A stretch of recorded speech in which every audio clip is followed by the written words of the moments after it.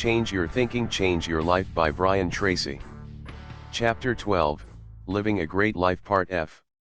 Focus on adding value.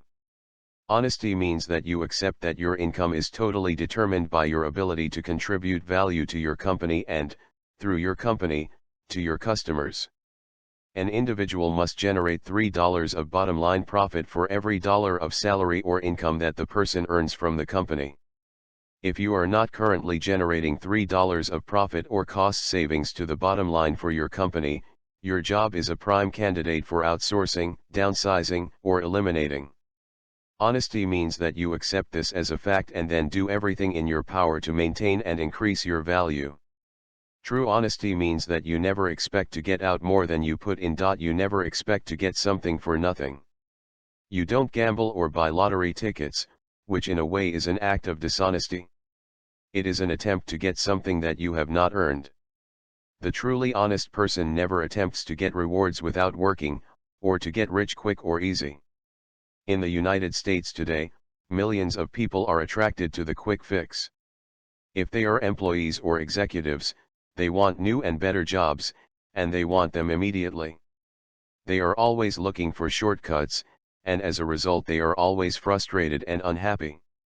They hope that problems that have taken many months and years to develop can be solved with a silver bullet of some kind. They are impatient and they want immediate results. But being an honest person requires that you resist the temptation of the quick fix in any part of your life. Trust is the glue. Relationships are central to a happy, healthy, satisfying life. All relationships are based on trust. Trust is the glue that holds relationships together. You can have all kinds of problems and disagreements with another person, but as long as the trust and respect are still there, the relationship can endure. But, if anything ever happens to the trust, the relationship can fall apart quickly, like a house of cards collapsing. All business relationships are based on trust. All relationships that involve money are dependent on the word of the borrower or the creditor. All relationships with your bankers, your suppliers, your customers, your staff, and everyone else in your financial world are based on that critical element of trust. Men and women of high integrity are fastidious about the levels of trust that they have built and maintained. They are careful about their credit, and about their financial commitments and arrangements. They always keep their word. They are careful about their banking relationships, their credit cards, their bills, and any money that they owe at any time. A tale of two bankruptcies. Some years ago, two people I knew well, in two different businesses, were forced into bankruptcy because of the economic downturn. But the outcomes of their bankruptcies were completely different. The first of my friends had been meticulously careful about all of his bills and finances throughout his career. He had always paid at least the minimum amounts on his charge cards. If ever he had a financial problem, he went to the person affected and rearranged payments and interest. When he was finally forced into bankruptcy, by a massive and unexpected financial default over which he had no control, he had no choice but to go to court, give up all his assets, and walk away penniless.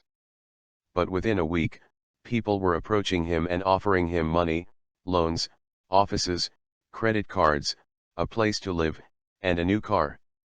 One of his previous business associates, quite wealthy, mailed him a blank check already signed, saying, "Just fill in the amount you need and let me know for my records, I have complete faith in you."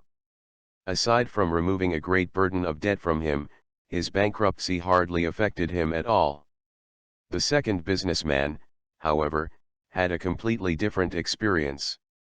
When he started to have financial problems, he continually misled and deceived his creditors, people who had trusted him.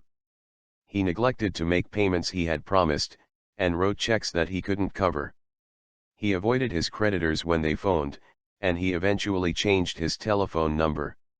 He moved and didn't tell anyone his new address. He treated people who had trusted him by lending him money as if they were stupid. When he finally went bankrupt, no one wanted anything to do with him. It will take him years to recover, if he ever does. He can't even get a credit card, he now has to pay cash for everything.